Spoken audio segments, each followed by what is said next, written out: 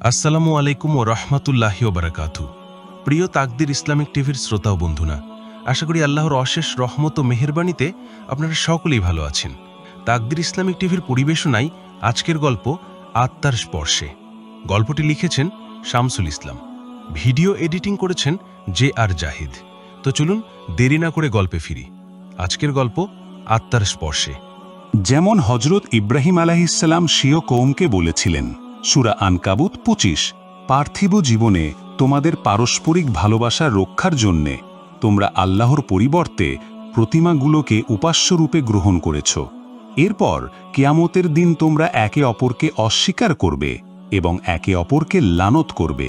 তোমাদের ঠিকানা জাহান্নাম এবং তোমাদের কোনো সাহায্যকারী নেই।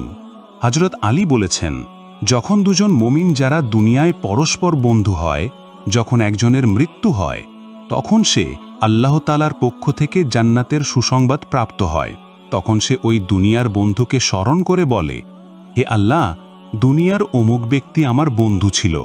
সে আপনার ও আপনার রাসূল সাল্লাল্লাহু আলাইহি ওয়াসাল্লামের আনুগত্যের নির্দেশ প্রদান করত, ভালো কাজের আদেশ ও মন্দ কাজে নিষেধ করত, এবং আমাকে স্মরণ করিয়ে দিত যে একদিন আপনার সাথে সাক্ষাৎ করতে হবে।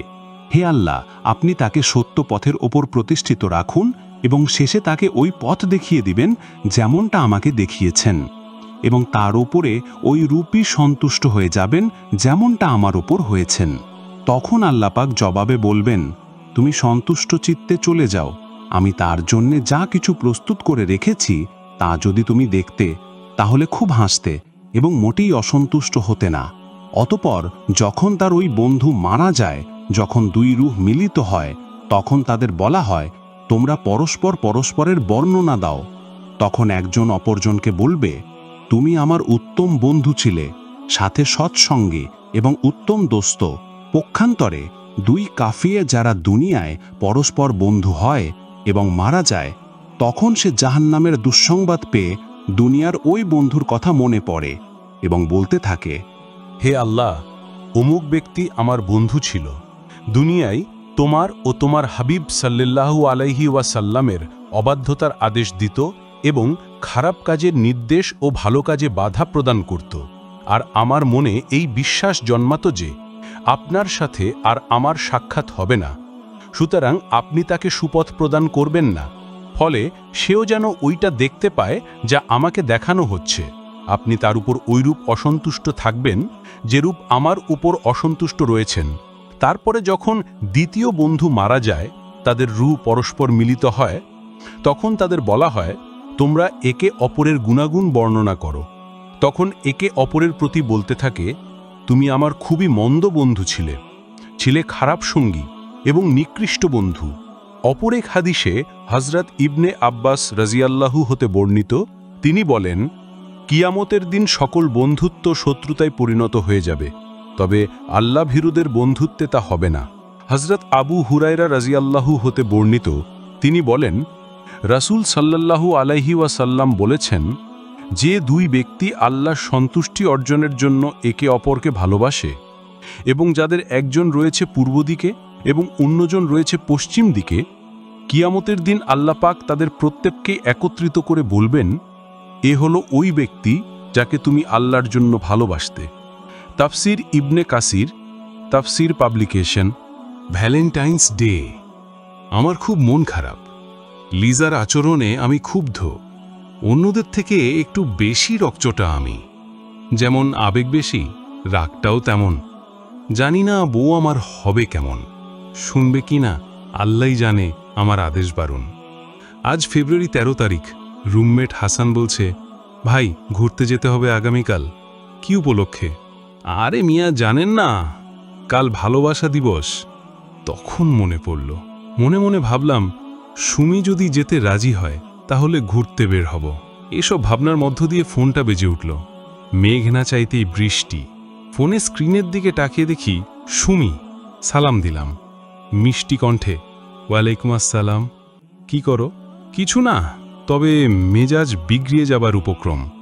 কেন, কি হয়েছে? তেমন কিছু না, তবে তোমার রুমমেট লিজার জন্য এমন হচ্ছে। ধুর বাদ দাও, ও এমনি অনেক পূর্ব অভিজ্ঞতা আছে। শোনো, বলো। ওসব মন থেকে ঝেড়ে ফেলে দাও। আজ রাতে গুড নিউজ আছে। কথাটা একটা চমৎকার মিষ্টি হাসি দিয়ে বলল। আমি খুব উচ্ছ্বাসে, কি গো সে কথা? সিক্রেট, বলা যাবে না, সময় হলে বলবো, তবে তুমি খুব খুশি হবে। সুমির মুখে এমন কথা শুনে আমার যে আর তর সই না। আমি অনুরোধের সুরে, প্লিজ প্লিজ বলো না। জি না, বলবো না এখন, সবুরে মেওয়া ফলে। কথাটা মাথায় রাখো। আর কথা বাড়ালাম না। রাতের জন্য ভগ্ন হৃদয়ে অপেক্ষার প্রহর গুনতে থাকলাম। এভাবে সময় অতিবাহিত হতে লাগলো। রাত 9টার দিকে ফেসবুকে ঢুকে দেখি সুমি 4 ঘন্টা পূর্বে অ্যাক্টিভ ছিল। ভাবলাম এতক্ষণে তো কয়েকটা মেসেজ দেবার কথা, কিন্তু কোনো সাড়া শব্দ নেই। আমার মনের ভিতরে তো তর সই না তার দেওয়া গুড নিউজ শোনার জন্য। আমি আর কিছু না ভেবে সুমিকে ফোন করলাম। হঠাৎ মনটাই খারাপ হয়ে গেল। ফোন বন্ধ। অনেক ট্রাই করলাম। রাত 11:30 পর্যন্ত ট্রাই করলাম। মনে মনে ভীষণ অভিমান করলাম, কিন্তু দেখার মতো কেউ নেই, আর ফোন না দিয়েই ঘুমিয়ে পড়লাম। মাত্র ঘুমের ঝোঁক আসছে, হঠাৎ ফোনে মেসেজ রিংটোন বেজে উঠল। বিরক্ত চাহনিতে ফোনের স্ক্রিনে তাকিয়ে 143 লেখা একটি মেসেজ পেলাম। মেসেজটা দেখে মুখটা উজ্জ্বল হয়ে উঠল। ঠোঁটের কোণে এক তৃপ্তিকর হাসির রেখা ফুটে উঠল আমার। কিন্তু 143 সংখ্যা দিয়ে কি বুঝাচ্ছে ঠিক বুঝলাম না। মেসেজটা আর কেউ করেনি। যে করেছে সে হচ্ছে আমার স্বপ্নের রাজকুমারী সুমি। কিছুক্ষণ পরই সুমির ফোন। আমি রিসিভ করে কানে ধরার সাথে সাথে ওপাশে মিষ্টি কণ্ঠে শুনতে পেলাম আই লাভ ইউ। কথাটি শুনে আমার মনের ভিতরে শতকোটি আতশবাজি ফুটে উঠল। শুনেও না শোনার ভ্যান করে। কি বললে? বুঝিনি। আই লাভ ইউ, আমি তোমাকে ভালোবাসি। এই ভ্যালেন্টাইন্স ডের প্রথম রজনীকে সাক্ষী রেখে বলছি, ইউসুফ, তোমাকে অনেক অনেক ভালোবাসি। আমি কিছুক্ষণের জন্য বাকরুদ্ধ হয়ে যাই। যে মেয়ে আমাকে অনেক জ্ঞান দিয়ে ফিরিয়ে দিয়েছিল, আজ সেই সোনার পাখি আমার খাঁচায় বন্দি। আমি আর কিচ্ছু না ভেবে আই লাভ ইউ টু বলে দিলাম। সে রাতে দুজন অনেক কথা বললাম ফোনে, প্রায় ভোর রাত পর্যন্ত। সারা রাত কথাবার্তার এক পর্যায়ে সিদ্ধান্তে উপনীত হলাম আমরা আগামীকাল বিকালে ভালোবাসা দিবস উপলক্ষে ঘুরতে বের হব। আমরা হুজুগে বাঙালি, অন্যের সংস্কৃতি গ্রহণ করে আজ আমরা আমাদের পুরনো ঐতিহ্য ভুলতে বসেছি। আমরা জানি না আমাদের ইতিহাস ঐতিহ্য কি। একটা কিছু পেলেই বিচার বিবেচনা ছাড়াই গ্রহণ করি। তার ভিতরেই ভ্যালেন্টাইন্স ডে কোথা থেকে কিভাবে এসেছে আমাদের সংস্কৃতিতে, সেটা আমরা 95% বাঙালি জানি না। এসব পাশ্চাত্য সংস্কৃতি আমাদের যুব সম্প্রদায় ধ্বংস করে দিচ্ছে, ধ্বংস করছে যুবক যুবতীদের ঈমান, নষ্ট করছে সুন্দর আগামী। এসব অধপতন হচ্ছে আমাদের মূর্খামির জন্য। তো আসুন আমরা জেনে নিই এই বিশ্ব ভালোবাসা দিবস কোথা থেকে এসেছে। 14 ফেব্রুয়ারি সাধু ভ্যালেন্টাইন দিবস বর্তমানে বিশ্ব ভালোবাসা দিবস নামে ব্যাপক উদ্দীপনার সাথে আমাদের দেশে পালিত হয়। মূলত দিবসটি ছিল প্রাচীন ইউরোপীয়, গ্রিক, রোমান পৌত্তলিকদের একটি ধর্মীয় দিবস।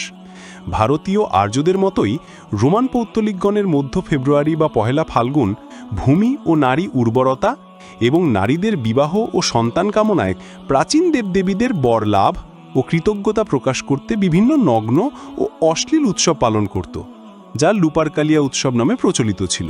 ইউরোপে খ্রিস্টান ধর্মের প্রতিষ্ঠা ও রাষ্ট্রধর্মের মর্যাদা লাভের পরেও এ সকল অশ্লীল উৎসব অব্যাহত থাকে। পরে একে খ্রিস্টীয় রূপ দেওয়া হয়। ইউরোপে খ্রিস্টান ধর্ম প্রতিষ্ঠার পর ধর্মের নামে, বিশ্বাসের নামে, ডাইনি শিকারের নামে, অবিশ্বাস বা ধর্মীয় ভিন্নমতের অভিযোগে লক্ষ লক্ষ মানুষ হত্যা ও আগুনে পুড়িয়ে মারা হলেও বিভিন্ন প্রকারের অশ্লীলতা, পাপাচার, মূর্তি পূজা, সাধু পূজা ইত্যাদি প্রশ্রয় দেওয়া হয়েছে। বস্তুত হজরত ঈসা আলাইহির প্রস্থানের কয়েক বছর পরে শৌল নামক এক ইহুদি, যিনি পরে পৌল নাম ধারণ করেন, তার ধর্ম ও শরীয়তকে বিকৃত করেন। শৌল প্রথমে হজরত ঈসা আলাইহির প্রতি যারা ঈমান আনত তাদের প্রতি কঠিন অত্যাচার করত। এরপর হঠাৎ তিনি দাবি করেন যিশু তাকে দেখা দিয়েছেন এবং তাকে ধর্মপ্রচারের দায়িত্ব দিয়েছেন। ফিলিস্তিনে হজরত ঈসা আলাইহির মূল অনুসারী তার বিষয়ে সন্দেহ করার কারণে তিনি এশিয়া মাইনর ও ইউরোপের বিভিন্ন দেশে যেয়ে খ্রিস্টান ধর্ম প্রচার করেন। বর্তমান প্রচলিত খ্রিস্টান ধর্মের তিনিই প্রতিষ্ঠাতা। এই ধর্মের মূল নীতি হল ঈশ্বরের মর্যাদা রক্ষার জন্য যত খুশি মিথ্যে বলো, প্রয়োজন মতো যত খুশি পরিবর্ধন করে এবং মিথ্যে বলে মানুষকে খ্রিস্টান বানাও। পৌল নিজেই বলেছেন, for if the truth of God hath more abounded through my lie unto his glory, why yet am I also judged as a sinner? অর্থাৎ, কিন্তু মিথ্যায় যদি ঈশ্বরের গৌরবার্থে উপচিয়া পড়ে, তবে আমিও বা এখন পাপী বলিয়া আর বিচারিত হইতেছি কেন? Bible, Roman 3:7। বর্তমান প্রচলিত বাইবেল থেকে যে কোনো পাঠক দেখবেন যে যীশুখ্রিস্ট যেখানে এক ঈশ্বরে বিশ্বাস করতে, সালাত আদায় করতে, সিয়াম পালন করতে, সম্পদ সঞ্চয় না করতে, নারীদের প্রতি কুদৃষ্টি না দিতে, শূকরের মাংস ভক্ষণ না করতে, খাতনা করতে, তাওরাতের সকল নিয়ম পালন করতে এবং ব্যভিচার বর্জন করতে, সততা ও পবিত্রতা অর্জন করতে নির্দেশ দিয়েছেন, সেখানে পৌল এ সকল সব বিধান বাতিল করে বলেছেন যে শুধু যিশুকে ত্রাণকর্তা বিশ্বাস করলেই চলবে। এবং তিনি এসব বিষয় নিয়ে উপহাস করে নোংরাভাবে বলেছে, বিধান পালন করে যদি জান্নাতে যেতে হয় তবে যিশু কি জন্য? যিশু ভক্তির নামে তিনি নিজেই যিশুর সকাল শিক্ষা বাতিল করে দিয়েছেন। পৌল প্রতিষ্ঠিত খ্রিস্টান ধর্মের মূল চরিত্রই হল যুক্তি ও দলিল দিয়ে বা পাদ্রী পোপদের নামে ধর্মের মধ্যে নতুন নতুন অনুষ্ঠান ও নিয়মকানুন জারি করা এবং সে সমাজ ও যুগে যা প্রচলিত আছে তাকে একটি খ্রিস্টীয় নাম দিয়ে বৈধ করে নেওয়া। এজন্য জে হিক্স তার লেখা the myth of god incarnate গ্রন্থে বলেন, Christianity has throughout its history been a continuously growing and changing movement of adjustment. এই পরিবর্তনের ধারায় পঞ্চম ষষ্ঠ খ্রিস্টীয় শতকে লুপারকালিয়া উৎসবকে সেন্ট ভ্যালেন্টাইন্স ডে বা সাধু ভ্যালেন্টাইনের দিবস নামে চালানোর ব্যবস্থা করা হয়। সেন্ট ভ্যালেন্টাইন নামক ব্যক্তিটি কে ছিলেন তা নিয়ে অনেক কথা আছে, তবে মূল কথা হল লুপারকালিয়া উৎসবকে খ্রিস্টান রূপ প্রদান করা। এভাবে আমরা দেখছি যে এই দিবসটি একান্তই পৌত্তলিক ও খ্রিস্টানদের ধর্মীয় দিবস, কিন্তু বর্তমান যুগে বিশ্ব ভালোবাসা দিবস নাম দিয়ে এটিকে ধর্মনিরপেক্ষ বা সার্বজনীন রূপ দেওয়ার একটি সাম্রাজ্যবাদী চক্রান্ত কার্যকর। যে দিবসটির কথা কয়েক বছর পূর্বেও কেউ জানত না, সে দিবসটির কথা জানে না এমন মানুষ দেশে নেই বললেই চলে। ব্যাপক প্রচারের মাধ্যমেই এরূপ করা সম্ভব হয়েছে। এই চক্রান্তের উদ্দেশ্য ভালোবাসা দিবসের নামে যুবক যুবতীদেরকে মাতিয়ে ব্যাপক বাণিজ্য করা, যুবক যুবতীদের নৈতিকতা ও চারিত্রিক ভিত্তি নষ্ট করে দেওয়া এবং তাদেরকে ভোগমুখী করে স্থায়ীভাবে আন্তর্জাতিক বাণিজ্যিক সাম্রাজ্যবাদের অনুগত করে রাখা। সারারাত ফোনে কথা বলার জন্য আজ ঘুম থেকে বেশ বেলা করে উঠতে হলো। হাত মুখ ধুয়ে মিলটা খেতে বসবো, এমন সময় খালামণির ফোন। আমি, আসসালামু আলাইকুম। ওয়ালাইকুম আসসালাম, কেমন আছিস ইউসুফ? জি ভালো, আপনি? আলহামদুলিল্লাহ। শোন, বলুন। সুমায়ের জন্য একটা মেস খুঁজে দিস, বিশেষ করে মেসটার জন্য তোর মেসের পাশে হয়। ও ঝিনাইদহ ফুপুর বাসায় আছে, আগামীকাল তোর সাথে কন্ট্যাক্ট করবে। তুই সাথে করে একটা ভালো পরিবেশের মেস দেখে দিস। ঠিক আছে খালামণি। ফোনটা কেটে দিয়ে ভাবলাম আমার সুখের সংসারে হুথুত পেঁচার আগমন। মানে সুমায়া যদি আমার মেসের পাশে মেস নেই, তাহলে আমার সুমির সাথে প্রেম ছুটিয়ে দেবে, আমার সমস্ত কুকর্ম বাড়িতে জানিয়ে দেবে। তখন বাবা আমার 12টা বাজিয়ে ছাড়বে। মনের ভিতরে সংশয় সৃষ্টি হলো, কি করব এখন? আবার ভাবলাম, দূর, কি হবে, আমি আমার পছন্দে আমার টাকায় প্রেম করব, তার কি? আমি তো আর মাগনা নষ্টাইমের জন্য প্রেম করছি না। আমি সুমিকে বিয়ে করব, আর প্রেম স্বর্গীয়, স্বর্গ থেকে এসেছে। যেমন ইউসুফ জুলেখা করেছে প্রেম। এসব ভাবনাগুলো তখনই মানুষের ভিতরে প্রবেশ করে যখন তার দিনের সহি বুঝ না থাকে। নবী রাসূল সাল্লাল্লাহু আলাইহি ওয়াসাল্লামগণ কখনো অবৈধ প্রেম করেননি, তারা পবিত্র ছিলেন। ইউসুফ জুলেখা যে রোমান্টিক প্রেমের গল্প পড়ে আমরা মজা পাই, সেটা মূলত ইহুদি বর্ণনা, যা বনি ইসরায়েলের কিতাব থেকে এসেছে। ভিন্ন আকীদা পোষণ করেন এমন সম্প্রদায় এসব বিশ্বাস করেন। তাদের প্রচারণা আমরা যাচাই বাছাই না করে গ্রহণ করি, যা চরম মূর্খামি। মিলটা খেয়ে হাত ধুয়ে ভাবছি সুমিকে ফোন করব। মেঘনা চাইতেই বৃষ্টি। সুমি নিজেই আমাকে ফোন করেছে। আমি রিসিভ করলে ওপাশে শুনতে পাই, কি করো জানো? এই তো খেয়ে বসলাম মাত্র। তুমি? আমিও। কখন বের হতে চাও আর কোথায় যাব ঘুরতে আমরা? বিকালে তামান্না পার্কে যাব।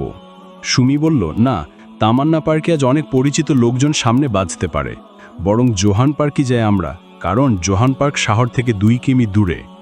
সুমির যুক্তিসই কথা অগ্রাহ্য করতে পারলাম না বটে, তবে পকেটের কথা ভাবলাম। তামান্না পার্কের থেকে জোহান পার্কে খরচ বেশি। আমি বাধ্য হয়ে নতুন সংসার বাঁচানোর মতো রাজি হলাম। আমি সুমিকে বললাম, আচ্ছা, আজ কিভাবে বাইরে বের হবে? তুমি যেভাবে চাও ঠিক সেভাবে। আমার সাথে তোমার সাজুগুজু মিলবে না হয়তো। মিলবে বলো শুনি? তুমি বোরখা পরিধান করে বের হবে, মনে হচ্ছে কোনো হুজুরের সাথে প্রেম করেছি। আমি হা হা করে হাসি দিলাম, পরক্ষণে বললাম, হুজুরের দেখেছো কি, সময় হলে সব দেখবে। হা হা হা, তাই নাকি? হ্যাঁ, তো আমি চাই বোরখা পরবে। হ্যাঁ, সেটা ঠিক বলেছ, তবে আজ একটা স্পেশাল ডে। আজ নয়, অন্যদিন ঠিকই করে নেব। না, আজই পরবে। আচ্ছা বাবা, পরব। খুশি? জি মহারানী, অনেক অনেক খুশি। Love you. Love you too. তো হঠাৎ বোরখার চিন্তা কোথার থেকে আসলো? কোথার থেকে আবার? আমার খালাতো বোন আছে সুমাইয়ার, সে পর্দা করে, তার চোখটাও দেখা যায় না। গুড। তো তাকে বিয়ে করে ফেলো। বিয়ে করলে তো ভালোই হয়, যেমনটা চরিত্র, দেখতেও হয়তো অসাম হবে। কি বললে? তার চরিত্র ভালো, তার মানে আমার চরিত্র খারাপ আর আমি দেখতে অসুন্দরী? যাহ, কি বলতে যেয়ে কি বললাম। আর সুমি ইয়ার কি না বুঝে সিরিয়াস হয়ে রেগে মেগে আগুন। নরম সুরে, সুমি জানো আমার, তুমি ভুল বুঝছো কেন? আমি তো ইয়ার কি করলাম সেটাও বোঝো না? Sorry sorry sorry. আগে বলো, আমি কি তার থেকে সুন্দরী নই? আরে ধুর, কোথাকার আতরালি আর জুটার কালি। আমি তো সুমায়াকে সেই ছোটবেলার পর থেকে আজও দেখিনি। পৃথিবীর শ্রেষ্ঠ সুন্দরী তুমি, আমার জানেমান। হি হি, তাই নাকি? আমি মনে মনে চাপা হাসি দিয়ে, সত্যি মিথ্যার হিসাব পরে আগে তোকে শান্ত করি। আল্লাপাক আমাকে মানুষ শান্ত করার গুণ ভালোই দিয়েছেন, যার সুযোগে সদ্ব্যবহার করছি সুমির উপরে। নরম সুরে, একদম সত্যি। কসম? দাঁত ছুঁয়ে বলো। কসম দাঁত ছুঁয়ে বলছি, প্রকৃতপক্ষে কিছুই ছুঁইনি, জাস্ট সুমিকে খুশির জন্য মিথ্যা বলেছি। পাঠক, প্রকৃতপক্ষে আমরা অনেকে আবেগের বশবর্তী হয়ে কসম কাটি, বলি দাঁতের কসম, নাকের কসম, চোখের কসম, তোর মাথা ছুঁয়ে কসম, আমার পিতা মাতার কসম, আমার সন্তানের মাথায় হাত রেখে কসম কাটছি, যদি মিথ্যা হয় তাহলে যেন আমার সন্তান ধড়ফড়িয়ে মারা যায়। এই কসমগুলো অধিকাংশ মহিলারা করে, চরম বোকামি ছাড়া কিছুই নয়। এটা তাদের খুব বদ অভ্যেস। যাই হোক, একমাত্র আল্লাহর নাম ব্যতীত অন্য কিছুর নামে কসম কাটা শিরক, মহাপাপ। এই শিরকের গুনাহ কখনো ক্ষমা হবে না। তবে কেউ যদি স্থায়ীভাবে শিরক থেকে তওবা করে, তাহলে আল্লাহ পাক তাকে ক্ষমা করে দিবেন, তবে এই শর্তে, যা জীবনে কখনো দ্বিতীয়বার করা যাবে না। বিকেল 3টে, একটা শর্ট পাঞ্জাবি পরলাম, সাথে রুমমেটের সানগ্লাসটা নিলাম। মেস থেকে বের হয়ে সুমির মেসের সামনে যে ফোন করলাম। আমাকে কয়েক মিনিট অপেক্ষা করতে বলল। স্ট্যাচুর মতো দাঁড়িয়ে থাকলাম, কিন্তু বেচারির কোনো খবর নেই। রাগে সমস্ত শরীর জ্বালা পোড়া করছে। ধ্যাত, মেয়েদের পাল্লায় পড়লে এটাই হয়। এই জন্যে প্রেম করতে চাইনি, কিন্তু আজ তারই শিকার। আবার ফোন করলাম, এবার ফোন ওয়েটিং। অনেকবার ফোন করলাম, বান্দি ফোন রিসিভ করে না। রাগে মেজাজটা বিগড়িয়ে যাবার উপক্রম। প্রায় 30 মিনিট পর বের হলো, নীল রঙের 3 পিস পরে, যেটা দেখে মার্কেটে যাওয়ার দিন পাগল হয়ে গিয়েছিলাম।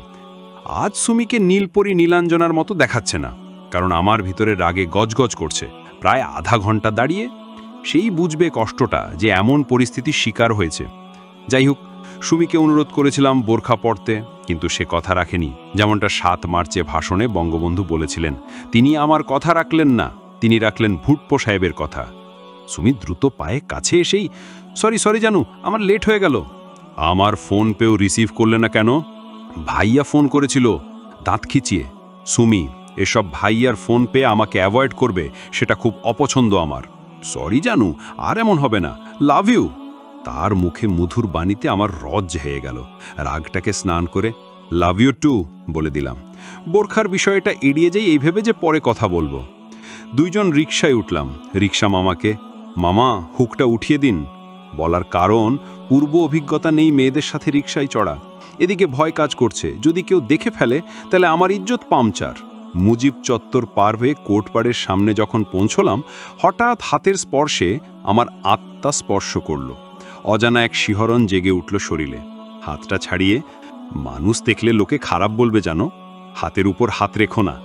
সুমি মুখ ভেঙছে, তুমি তো দেখছি ভিতুর ডিম, প্রেম করতে এসে এমন করে কেউ করে? কথাটি বলেই অন্যমনস্ক হয়ে অপর দিকে তাকিয়ে রইল। নিরুপায় হয়ে স্বপ্নের প্রিয়তমা রাজকুমারীর অভিমান ভাঙানোর জন্যে হাতটি ধরলাম।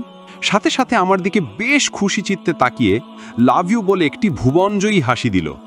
আমাদের কাণ্ড দেখে রিকশাওয়ালা বেশ মজা নিচ্ছে। খেয়াল করলাম বেচারা মিটি মিটি হাসছে।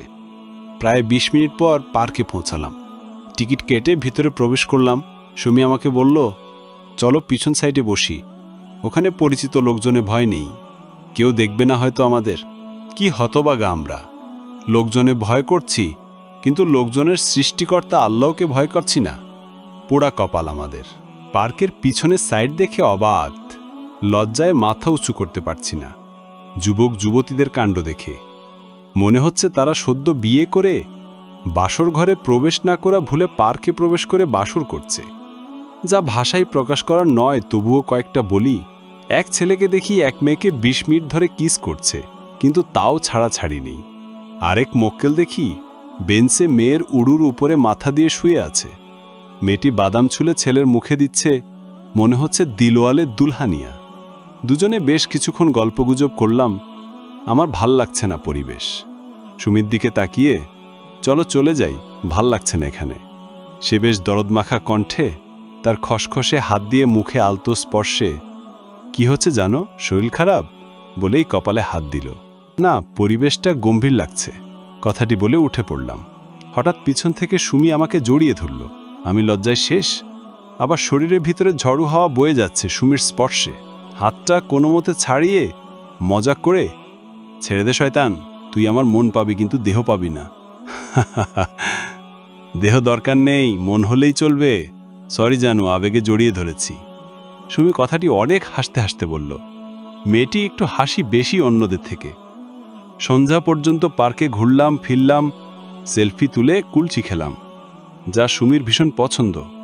বাইরে বের হয়ে কোনো অটো পেলাম না, কারণ আজ তো বুঝছেন ভালোবাসা দিবস, যার কারণে সব বুক। হাঁটতে হাঁটতে রাস্তার দিকে গেলাম, তাও পেলাম না। সামনে আরেকটু এগিয়ে গেলাম, একটা 2 তলা ভবনের পাশে দাঁড়ালাম। এদিক ওদিক তাকিয়ে দেখি অটো নেই। হঠাৎ 2 তলার বেলকনিতে তাকিয়ে দেখি এক অপরূপা অনিন্দা সুন্দরী। যে কোনো পুরুষ তার এক পলকেই প্রেমে পড়ে যাবে। সুমির থেকে 1000 গুণ সুন্দরী হবে। মেয়েটি ফোনে কথা বলছে আর হাসছে, মনে হচ্ছে হাসিতেই মুক্ত ঝরে। হাঁ করে তাকিয়ে আছি। মেয়েটি বড় অন্যায় আবৃত্ত। কথা বলার মাঝে অনিচ্ছাবশত কাপড়টা সরে গেছে মুখ থেকে, যার কারণে আমার মতো হতবাগা দেখার সুযোগটা পেয়েছে তার প্রিয় বদনখানি। মেয়েটিকে চেনা চেনা লাগছে, কিন্তু সন্ধ্যার আবছা আবছা অন্ধকারের জন্য স্পষ্টতর চেনা যাচ্ছে না। মনের সুখে মুখ দিয়ে চেনা চেনা লাগে তবু অচেনা, আমাকে চেনো যদি কাছে এসো না, গানটি গাইলাম। সুমি আমার কাণ্ড দেখে ঝামেলা শুরু করে দিই, চরম পর্যায়ে পৌঁছে যাই। মনে হচ্ছে আজই ব্রেকআপ হবে। দেখলেন তো, মাত্র 2 দিনের প্রেমে 3 বার ঝগড়া। আমাদের ঝগড়া শুনে মেয়েটির মুখ আবৃত করে ফেলল। মনে হচ্ছে মেয়েটি আমাদের কিছু বলতে চায় না, বলেই খেয়াল করলাম মেয়েটি চোখ বড় বড় করে রুমের ভেতরে প্রবেশ করল। সুমি রাগ করে আমাকে না নিয়ে অন্য অটোয় চলে গেল। আমি বোকার মতো ভগ্ন হৃদয়ে একা একা অন্য অটোয় মেসে আসলাম। 2 দিনের প্রেমে একবার ব্রেকআপ হলো। বহু কষ্টে সুমিকে ম্যানেজ করলাম রাত 12টা পর্যন্ত, বিভিন্নভাবে মিথ্যা ছলচাতুরি করে, কারণ অধিকাংশ এমন প্রেমে মিথ্যার ছড়াছড়ি থাকে। সুমিকে ভূগোল বুঝিয়ে ঘুমাতে অনেক রাত হয়েছিল, তাই সকালে ঘুম থেকে উঠতে একটু দেরি হলো। 10টার দিকে উঠে ফ্রেশ হলাম, ভাবছে সুমির সাথে ক্যাম্পাসে বসে আড্ডা দেব। হঠাৎ সুমাইয়ার ফোন পেয়েই মনে পড়ল তার জন্য মেস দেখতে হবে। আমার চিন্তা, তাকে আমার মেসের পাশে রাখা যাবে না, কারণ সুমাইয়া যদি আমার ব্যাপারটি জানে তাহলে বাড়িতে জানিয়ে দেবে। ফোন রিসিভ করে বল, আসসালামু আলাইকুম ভাইয়া। ওয়ালাইকুম আসসালাম। কোথায় তুই? গোরস্থানের পাশে দাঁড়িয়ে আছি, আপনি আসুন। আমার যেতে দেরি হলো না, কারণ পাশেই আদর্শ পাড়ায় থাকি। 10 মিনিটের ভিতরে যেয়ে দেখি দাঁড়িয়ে আছে। আমি বললাম, চল, কেমন মেস দেখতে চাস? আপনার মেসে যাব আগে। আমার মেস? হঠাৎ কি মনে করে? কিছু মনে করেন না, চুপ করে চলুন। কথা না বাড়িয়ে আমি সামনে হাঁটতে লাগলাম। কিছুক্ষণ পর মেসের কাছে যে রাস্তায় দাঁড়িয়ে হাতে ইশারা করে, এটাই আমার মেস, চলো ভেতরে যাই। না, দরকার নেই, চেনার ইচ্ছা ছিল, এখন চিনতে পেরেছি। বেশ গম্ভীর স্বরে কথাটা সুমাইয়া বলল। আমি, চল, এদিকে কোনো মেসের সিট খালি নেই, পূর্ব দিকে পাওয়া যাবে। আমার চিন্তা, তাকে আমার আশেপাশে রাখবো না, কখন কোন অঘটন ঘটাবে আল্লাহ পাক ভালো জানেন।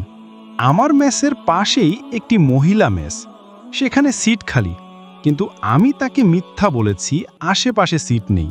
সুমাইয়া আমাকে বলল, কথা কম বলুন, আমার ব্যবস্থা আমিই করে নেব, এত মাথা ঘামাতে হবে না, যদি না পারেন আসতে পারেন। যাহ বাবা, মেয়েটা রাগ করে কেন? আমি ভ্রুকুচোকে, কিরে রাগ করছিস কেন? রাগের মতো কি এমন বললাম? জানি না বলেই সামনে হাঁটা ধরল।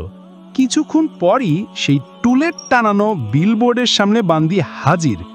যেখানে বাঘের ভয় সেখানেই সন্দেহ হয়। কথাটি কাজে পরিণত হলো। সুমাইয়া রাগে গজ গজ করছে। টুলেট দেখে আমার দিকে ঘুরে তাকিয়ে, কি এদিকে নাকি মেসের সিট খালি নেই? তাহলে এটা কি? আমার আর কথা বলার স্কোপ নেই। একদম ব্যাককেল হয়ে গেলাম। মাথা নিচু করে চুপ করে স্ট্যাচুর মতো দাঁড়িয়ে থাকলাম। আপনি এখানে খাম্বার মতো দাঁড়িয়ে না থেকে পিছু পিছু আসুন। আমি চুপ করে তাকে অনুসরণ করলাম।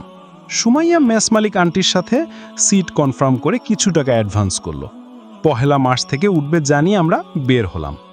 রাস্তায় এসে, চল তোকে অটোয় উঠিয়ে আমি রুমে প্রবেশ করব। এক তো রুম রুম করেন না, আমি যা বলি তাই করুন। সোজা ক্যাম্পাসে যাবেন, আমার সাথে অনেক কথা আছে। কিছুই বলতে পারলাম না। কি এমন কথা শোনাবে আল্লাহ পাক ভালো জানেন। এমনিতেই আমার কিছু ভুল হলে দুনিয়ার কোরআন হাদিসের বাণী শোনায় ছাড়ে। সুবোধ বালকের ন্যায় তার পিছু নিলাম। মিনিট 10 লাগালো কলেজে যেতে। ক্যাম্পাসে মানুষ গিজগিজ করছে। আমি খুঁজছি সুমিকে। যদি আমাকে সুমায়ার সাথে দেখে তাহলে আস্ত খেয়ে ফেলবে। সুমায়া আমাকে অনুরোধ করলো বেঞ্চে বসতে। আমি বসে পড়লাম। মাঝে একটা ব্যাগ রাখলো। আমার চোখের দিকে একবার তাকিয়ে পলক নামিয়ে ফেলল। আজ আমার মন সায় দিচ্ছে না। কি হয়েছে? সুমায়ের এমন আচরণ তো কখনো করেনি। হঠাৎ সুমায়া বলল, সাথে সুন্দরীটাকে ছিল। সুন্দরীর কথাটা শুনে আমার ভেতরে কম্পন শুরু হলো। এ খবর কোথা থেকে জানল? আমি মিথ্যার সুরে, কোন সুন্দরী? একদম ন্যাকামো করবেন না, খুব খারাপ হবে। মনে হচ্ছে ধরা খেয়ে গেছি। মনের ভেতরে হাজারটা প্রশ্ন উকি দিচ্ছে। সে জানলো কেমনে? ভয়ে আমার হাত পা ঘামতে শুরু করেছে। মাথার উঁচু করতে পারছি না। নিজেকে নিজের কাছে মহা অপরাধী মনে হচ্ছে। কি ব্যাপার? চুপ কেন? উত্তর দিন। আমি গোমরা মুখে কিঞ্চিত হাসির রেখা টেনে, ও আচ্ছা আচ্ছা, গতকাল বান্ধবীর সাথে পার্কে গেছিলাম। কি উপলক্ষে গতকালের ঘোরাঘুরি? বান্ধবী বলেছিল বিশ্ব ভালোবাসা দিবস, তাই আর কি একটু। আপনি ভালোবাসার অর্থ বুঝেন? আর এটা কোথা থেকে আসছে জানেন? না, বুঝায় বলো। সুমাইয়া, আসুন এই ভালোবাসাটা কাকে বাঁচতে হবে শুনুন। বলো শুনি। সুমাইয়ার আমার দিকে একবারও তাকায়নি, না তাকিয়ে অনর্গল বলতে লাগলো। ইংরেজি লাভ, বাংলা ভালোবাসা ও আরবি মাহাব্বত একটি হার্দিক কর্ম। পানাহার, দর্শন, শ্রবণ ইত্যাদি কর্মের মতো ভালোবাসাও কখনো ইসলামের দৃষ্টিতে অত্যন্ত গুরুত্বপূর্ণ ইবাদত এবং কখনো কঠিন নিষিদ্ধ হারাম কর্ম। পিতামাতাকে ভালোবাসা, স্বামী স্ত্রী সন্তানদেরকে ভালোবাসা, ভাই বোনকে, সঙ্গী সাথী ও বন্ধু বান্ধবদেরকে ভালোবাসা, সৎ মানুষদেরকে ভালোবাসা, সকল মুসলিমদেরকে ভালোবাসা, সকল মানুষকে ভালোবাসা এবং সর্বোপরি মহান আল্লাহর সকল সৃষ্টিকে ভালোবাসা ইসলাম নির্দেশিত কর্ম। এরূপ ভালোবাসা মানুষের মানবীয় মূল্যবোধ উজ্জীবিত করে, হৃদয়কে প্রশস্ত ও প্রশান্ত করে এবং সমাজ ও সভ্যতার বিনির্মাণে কল্যাণময় গঠনমূলক ভূমিকা ও ত্যাগ স্বীকারে উদ্বুদ্ধ করে। আন্তর্জাতিক বাণিজ্যিক সাম্রাজ্যবাদী প্রচারিত তথাকথিত বিশ্ব ভালোবাসা দিবস ভালোবাসার এ দিকগুলো একেবারে উপেক্ষিত। অথচ সংঘাতময় এই পৃথিবীকে মানুষের বসবাসযোগ্য করার জন্য এরূপ ভালোবাসার প্রচার, প্রসার ও প্রতিষ্ঠার কতই না প্রয়োজন। ভালোবাসার একটি বিশেষ দিক নারী পুরুষের জৈবিক ভালোবাসা। আন্তর্জাতিক বেনিয়া সাম্রাজ্যবাদীরা বিশ্ব ভালোবাসা দিবস নামে শুধু যুবক যুবতীদের এরূপ জৈবিক ও বিবাহেতর বেহায়াপনা উস্কে দিচ্ছে। যুবক যুবতীদের বয়সের উন্মাদনাকে পুঁজি করে তারা তাদেরকে অশ্লীলতার পঙ্কিলতার মধ্যে ডুবিয়ে দিয়ে সাম্রাজ্যবাদী ও স্বার্থ সিদ্ধি করতে চায়। ভাইয়া শুনছেন তো? বলতে থাক। আচ্ছা শোনো তাহলে। ধর্মের নামে অনেক ধর্মে, বিশেষত পাদ্রী পুরোহিত নিয়ন্ত্রিত খ্রিস্টান ধর্মে নারী পুরুষেরা এরূপ ভালোবাসা, দৈহিক সম্পর্ক ও পারিবারিক জীবনকে অবহেলা করা হয়েছে বা ঘৃণার চোখে দেখা হয়েছে। নারীকে শয়তানের দোসর মনে করা হয়েছে। স্ত্রী সাহচর্য বা পারিবারিক জীবনকে পরকালের মুক্তির বা আল্লাহর প্রেমে অন্তরায় বলে মনে করা হয়েছে। এজন্য সন্ন্যাস বা বৈরাগ্যকে উৎসাহ দেওয়া হয়েছে। এখনও যেখানে তারা সুযোগ পায়, সংসার ও পরিবার বর্জন করে নান, মঙ্ক বা সন্ন্যাসী হবার উৎসাহ দেয় এবং সকল সন্ন্যাসীনীর অশ্লীলতার বিবরণ পড়লে গা শিউরে ওঠে এবং আধুনিক যুগের অশ্লীল গল্পের চেয়ে জঘন্যতর অগণিত ঘটনা আমরা দেখতে পাই। বস্তুত এ সকল চিন্তা মানবতা ও প্রকৃতি বিরোধী। ইসলামে এরূপ চিন্তা কঠিনভাবে নিষেধ করা হয়েছে। পরিবার গঠন করা এবং পরিবার কাঠামোর মধ্যে নারী পুরুষের এরূপ জৈবিক প্রেমকে গুরুত্বপূর্ণ ইবাদত হিসাবে গণ্য করা হয়েছে। মানব জাতিকে টিকিয়ে রাখতে হলে মহান আল্লাহ মানুষের মধ্যে এই জৈবিক ভালোবাসা প্রদান করেছেন। এরূপ ভালোবাসার প্রবল আকর্ষণে মানুষ পরিবার গঠন করে, সন্তান গ্রহণ করে, পরিবার সন্তানের জন্য সকল কষ্ট অকাতরে সহ্য করে এবং এভাবে মানুষজাতি পৃথিবীতে টিকে আছে। মানব সভ্যতা টিকিয়ে রাখার জন্য এরূপ ভালোবাসা একমুখী বা পরিবারমুখী করা অত্যাবশ্যকীয়। যদি কোনো সমাজে পরিবার সম্পর্কের বাইরে নারী পুরুষের এরূপ ভালোবাসা সহজলভ্য হয়ে যায়, তবে সে সমাজে পরিবার গঠন ও পরিবার সংরক্ষণ অসম্ভব হয়ে যায় এবং ক্রমান্বয়ে সে সমাজ ধ্বংস হয়ে যায়।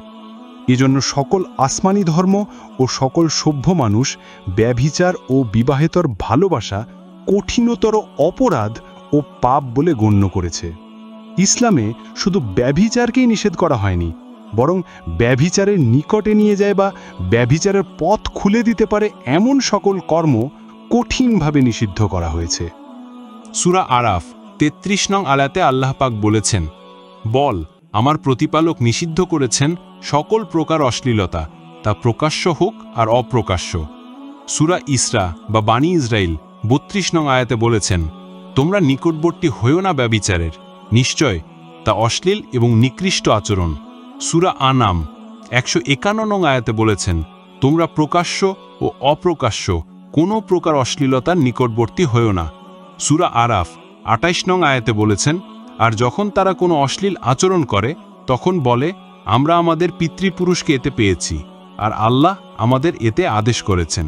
বলো, নিঃসন্দেহ আল্লাহ অশ্লীলতাতে আদেশ করেন না। তোমরা কি আল্লাহর বিরুদ্ধে বলো যা তোমরা জানো না? সূরা নূর ৩০ নং আয়াতে বলেছেন, তুমি মুমিন পুরুষদের বলো যে তারা তাদের দৃষ্টি অবনত করুক এবং তাদের আঙ্গিক কর্তব্যাবলীর হেফাজত করুক, এ তাদের জন্য পবিত্রতর। তারা যা করে আল্লাহ সে বিষয়ে নিশ্চয় পূর্ণ ওয়াকিবফাল। রাসূল সাল্লাল্লাহু আলাইহি ওয়াসাল্লাম বলেছেন, চক্ষুদয়ের ব্যভিচার দৃষ্টিপাত, কর্ণদয়ের ব্যভিচার শ্রবণ, জিহ্বার ব্যভিচার কথা বলা, হাতের ব্যভিচার স্পর্শ করা, পায়ের ব্যভিচার পদক্ষেপ, অন্তরের ব্যভিচার কামনা। মুসলিম। রাসূল সাল্লাল্লাহু আলাইহি ওয়াসাল্লাম আরও বলেছেন, যখন কোনো জাতির মধ্যে অশ্লীলতা এমনভাবে ছড়িয়ে পড়ে যে তারা প্রকাশ্যে অশ্লীলতায় লিপ্ত হয়ে থাকে, তখন তাদের ভিতরে এমন সব রোগব্যাধি ছড়িয়ে পড়ে যা তাদের পূর্বপুরুষদের মধ্যে প্রসারিত ছিল না। ইবনে মাজাহ। এই রোগব্যাধি কি জানেন ভাইয়া? না, কি? এই যেমন এইডস, ক্যান্সার, জরায়ু টিউমার, ব্রেস্ট ক্যান্সার সহ আরও অনেক। হ্যাঁ, বুঝলাম। ভাইয়া, আরেকটা কথা বলি, আপনার চোখে রঙিন স্বপ্ন দেখতে পাচ্ছি, সেটা পরিহার করে ভবিষ্যৎ গড়ার অঙ্গীকার নিন। আশা করি বুঝেছেন। নেক্সট দিন যেন ওসব মেয়েদের সাথে না দেখি। আচ্ছা, আমার আর বুঝতে বাকি থাকলো না। গতকাল সন্ধ্যার সে মেয়েটাই আজ আমার সামনে সুমাইয়া। আমি তাকে কিছু বলার সাহস পেলাম না। সে বাড়ি যাওয়ার জন্য উঠে দাঁড়িয়ে, গতকাল যা দেখেছি ভুলে গেছি, এমনটা যেন আর না দেখতে হয়। আমার আর কিছুই বলার নেই। সুমাইয়াকে অটোয় উঠিয়ে দিয়ে মেসের দিকে হাঁটা শুরু করলাম। আনমনে মেসের দিকে হাঁটছি, টুন করে মেসেজ রিংটোন বেজে উঠল। পকেট থেকে ফোনটা বের করে স্ক্রিনের দিকে তাকিয়ে দেখি, দুঃখিত ভাইয়া, এভাবে বলতে চাইনি। কথাগুলো আপনার অজানা ছিল। আপনাকে জানিয়ে দেওয়া আমার ইমানি দায়িত্ব। মেসেজটা সুমাইয়ার নাম্বার থেকে এসছে। আমি কোনো প্রতিক্রিয়া করলাম না। সুমাইয়ার কথাগুলো তাচ্ছিল্য করেছি সেটা নয়, মনের ভেতরে সুমি শিকড় গেড়েছে, যার কারণে সুমাইয়ার সমস্ত কথা কর্ণপাত করিনি। আমরা জানি আল্লাহ পাক যাকে ইচ্ছা হেদায়ত দান করেন, আবার যাকে ইচ্ছা গুমরাহি করেন। তেমনই অবস্থা আমার। প্রেম সমস্ত বোধশক্তি লোপ করে দিয়েছে, যার কারণে তার কথা কর্ণপাত করলেও মনের ভেতরে কোনো প্রতিক্রিয়া বা দাগ কাটেনি।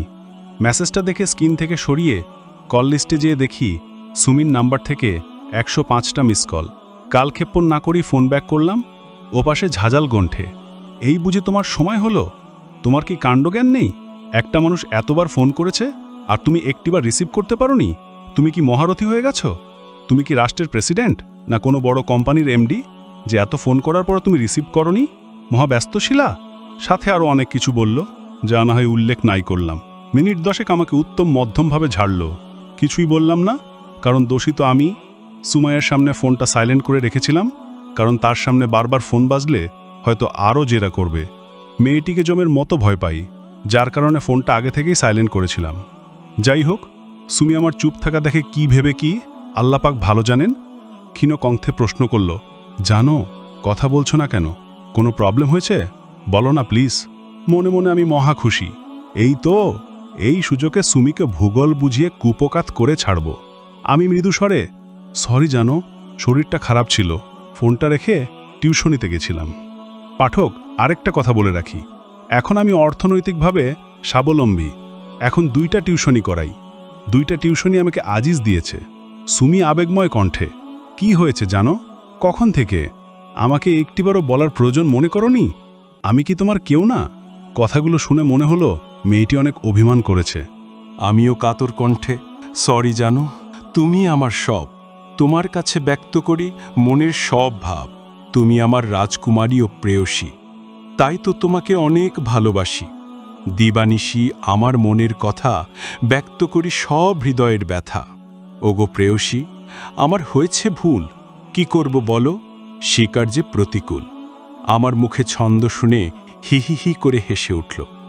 যাই হোক, সেদিন ছলে বলে কৌশলে তাকে ম্যানেজ করতে সক্ষম হলাম।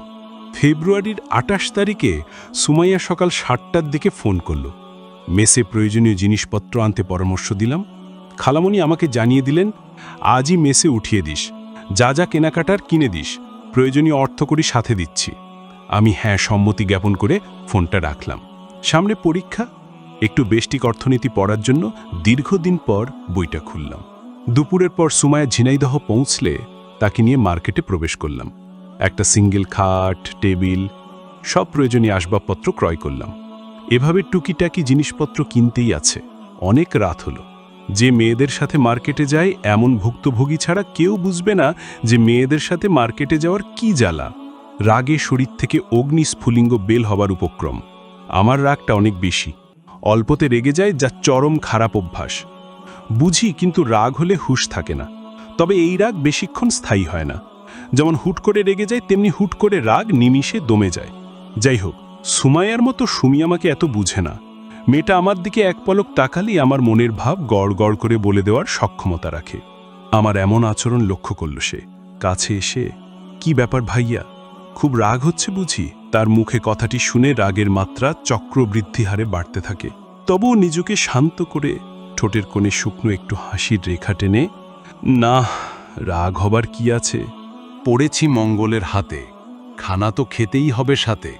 সুমাইয়া হি হি হি হি করে ভুবনজয়ী হাসি দেয়, যা আমার কাছে খুব ভালো লাগে।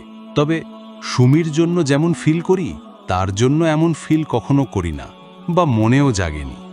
সুমাইয়া নিত্য প্রয়োজনীয় অনেক জিনিসপত্র কেনাকাটার পর আমাকে প্রশ্ন করল, ভাইয়া, ফাস্টফুডের দোকান কোন দিকে? পায়রা চত্বরের উত্তর দিকে। চলুন ওই দিকে। না যেই বা উপায় কি? সুবোধ বালকের মতো তাকে বললাম, ফলো মি, 5-5 বলে হাঁটা শুরু করলাম। সুমাইয়া কথাটা শুনে বেশ মজা পেল, হি হি হি করে হেসে উঠল। দোকানে পৌঁছে দেখি আমার খুব পছন্দের খাবার অর্ডার দিচ্ছে। সবগুলো খাবার ডাবল 2টা প্যাক করতে নির্দেশ দিল সে। একটি প্যাক আমার হাতে ধরিয়ে, নিন, আজকের কষ্টের জন্য আমার তরফ থেকে সামান্যতম আপনার পছন্দের খাবার। আমি মনে মনে ভেবে কুল কিনারা পাই না।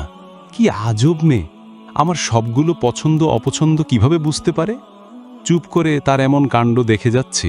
হঠাৎ বলে উঠল, ভাইয়া, খাবার হোটেল কোন দিকে? এই পাশেই আছে। কেন? রাত হয়ে যাচ্ছে, তাড়াতাড়ি কর।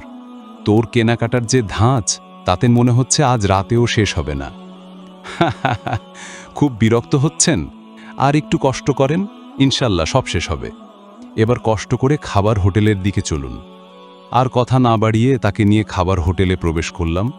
মনে মনে বেশ আনন্দিত হচ্ছি, তাকে দেখার খায়েশটা আজ পূরণ করতেই হবে। এই তো গত কিছুদিন পূর্বেও অল্পের জন্য পরিস্ফুটভাবে তার চেহারাটা দেখার সুযোগ হয়েও সুমির জন্য ভালোভাবে দেখতে পারিনি। আজ দেখবই, হয় হাড়ি ভাঙবে না হয় ছিকে ছিড়বে। মনের ভিতরে বেশ ফুর্তি, তাকে দেখিব বহুকাল পরে। প্রতিটা মানুষের সৃষ্টিগত অভ্যাস, অদেখা বস্তুর প্রতি প্রবল আকর্ষণ তার ভুক্তভোগী এই অধম কাঙাল। হোটেলে প্রবেশ করে সে মোগলাই অর্ডার করল। আমি রীতিমতো অবাক হচ্ছি এ মেয়ের কাণ্ড দেখে। মোগলাই তো আমার সবথেকে পছন্দের খাবার, সাথে যদি শশার সালাদ আর কাসুন্দির সাদা সস থাকে তাহলে তো মাথা নষ্ট মামা। ক্ষুধাও পেয়েছে, খাবারটাও বেশ মজার হবে উচ্ছ্বাস নিয়ে কেবিনে বসলাম। 4 ডিম দিয়ে তৈরি, 3 জন খেয়ে ওঠা কষ্টকর। তবু 2 জন থাকা সত্ত্বেও বড় মোগলাই অর্ডার দেয় সুমাইয়া। খাবার সামনে আনা হলো, কিন্তু আমার মনে চিন্তা চেতনাই তার মুখখানা দেখে ধন্য হওয়া। বুঝতেই পারছেন, দীর্ঘদিনের প্রত্যাশা। মনটাই খারাপ হয়ে গেল। সুমাইয়া সেদিনের সেই দই খাওয়ার মতো করে আজও খেল। কিছুই বলতে পারলাম না। ভগ্ন হৃদয়ে একরাশ হতাশা নিয়ে রাত 9টার দিকে তাকে মেসে উঠিয়ে দিয়ে আমি রুমে পৌঁছালাম। রাত থেকেই পেটের অবস্থা ভালো না, প্রায় 8 বার টয়লেটে গেছি। ভীষণ পেট খারাপ করেছে। পেট খারাপটা আমার নিজের দোষে হয়েছে। অনেক আশা করেছিলাম সুমাইয়ার চেহারাটা দেখব, কিন্তু বেচারি দেখা দেয়নি। মুখে রুচিও তাকে না দেখতে পাওয়ার ক্ষোভে 3 জনের মোগলাই একা খেয়ে সাবার করে দিয়েছিলাম। সুমাইয়া বেশি খায়নি, সে নাকি বেশি খেতে পারে না। আমাকে বলেছিল, এত খাইয়েন না, পেট খারাপ করবে, বরং প্যাক করে দিতে বলি, বাসায় নিয়ে খাবেন। কে শোনে কার বারণ? খেয়ে সাবার করে দিয়েছি, যার কারণে খালি যাচ্ছি আর আসছি স্পেশাল অফিসে, মানে টয়লেটে। এখন সকাল 10টা বাজে। সকাল থেকে সুমি আমাকে একবার ফোন করে কান্না করে দিয়েছে, তার নাকি 1400 প্রিয় সেলফি পিক ডিলিট হয়ে গেছে। আমার দেখা সবথেকে বড় সেলফিখোর এক পিচ, সে হচ্ছে সুমি। সেই দুঃখে সে আমার কথা ভুলে গেছে। বলেছিলাম আমার শরীর খুব খারাপ, কিন্তু কোনো রেসপন্স পাইনি। সুমাইয়া বিশেষ প্রয়োজনে আমাকে একটু মার্কেটে যাবার অনুরোধ করে, আমি না করে দিই শরীরের অবস্থার কথা বলে। 30 মিনিট পর দেখি ফোন করে, দ্রুত পায়ে কষ্ট করে আমার মেসের ভিতরে আসুন। তার মেসটা হলো প্রাচীর দিয়ে ঘেরা বাড়িটা। ভিতরে বড় একটি বকুল ফুল গাছ আছে, যার পাশে ইট দিয়ে বেঞ্চের মতো তৈরি করা আছে। সেখানে তারাই যেতে পারে যারা বর্ডারের একান্ত নিকটতম ব্যক্তি। শরীরের সমস্ত শক্তিটুকু ক্ষয় হয়ে গেছে মনে হচ্ছে, তবুও কষ্ট করে লুঙ্গি পরিহিত অবস্থায় তার মেসের ভিতরে প্রবেশ করলাম। দেখি সুমাইয়া বড় গোলাপি রঙের ওড়না দিয়ে মুখটা আবৃত করে একটা টিফিন বক্সের 1 বোতল পানি নিয়ে বসে আছে। আমি, কিরে, কি এমন আর্জেন্ট দরকার আমাকে আসতেই হলো? আসসালামু আলাইকুম। তেমন কিছু না, এখানে বসুন। হাত বাড়িয়ে বক্সটি খুলে এই চিরা আর ডাবের পানিটা খেয়ে নিন। ওটা শেষ করে বোতলে স্যালাইনের পানি গুলিয়ে এনেছি, এটা খান, ইনশাআল্লাহ সুস্থ হয়ে যাবেন। সুমাইয়ার কর্মকাণ্ড দেখে আমার ভিতরে হুহু করে উঠল। মনে মনে ভাবলাম, সুমিকে কত ভালোবাসি, সে আমার অসুস্থতায় একবারের জন্য খোঁজ খবর নেয়নি। অথচ সুমাইয়া আমার রক্তের সম্পর্কের খালাতো বোন, যার কারণে আমার বিপদে পাশে এসেছে। তখনও সুমাইয়ের প্রতি আমার কোনো ফিলিংস কাজ করছে না, যেমনটা সুমির প্রতি হয়। খাওয়া দাওয়া শেষ করে বসে আছি। বকুল ফুলের ঘ্রাণে মন মাতোয়ারা হয়ে যাচ্ছে। মন চাচ্ছে সারাদিন এখানেই কাটিয়ে দিই আর ঘ্রাণ গ্রহণ করি। ভাইয়া, এবার রুমে যেয়ে গোসল করে নিন, একটা ঘুম দিন, ইনশাআল্লাহ সুস্থ হয়ে যাবেন। আর অনেকক্ষণ হলো এখানে আসছেন, চলে যান, কারণ মানুষে দেখলে লোকে খারাপ বলবে। কথাগুলো বলে মিষ্টি হাসি দেয়। মানুষে দেখলে লোকে খারাপ বলবে, কথাটি কোথা থেকে শিখেছিস? আপনার কাছ থেকে। কিভাবে? বাড়িতে থাকতে আপনার মুখে একদিন শুনেছিলাম, ভালো লেগেছিল তাই বলি আর কি। গুড, ভালো থাক, প্রয়োজনে ফোন দিস। আচ্ছা, আসসালামু আলাইকুম। যাওয়ার জন্য পা বাড়ালাম, হঠাৎ মনে পড়ল আমি আকৃতজ্ঞর মতো চলে যাচ্ছি কেন? আমার জন্য সে তো অনেক কিছু করেছে, অন্ততপক্ষে ধন্যবাদটুকু জানাতে পারি। পরক্ষণে পিছনে তাকিয়ে দেখি সুমাইয়া বাসায় প্রবেশ করছে। এমন সময়, সুমাইয়া, শুনো। জি ভাইয়া, বলুন। ধন্যবাদ। মিষ্টি একটা হাসি দিয়ে, ধন্যবাদ কি জন্য? এই যে আমার জন্য এত কিছু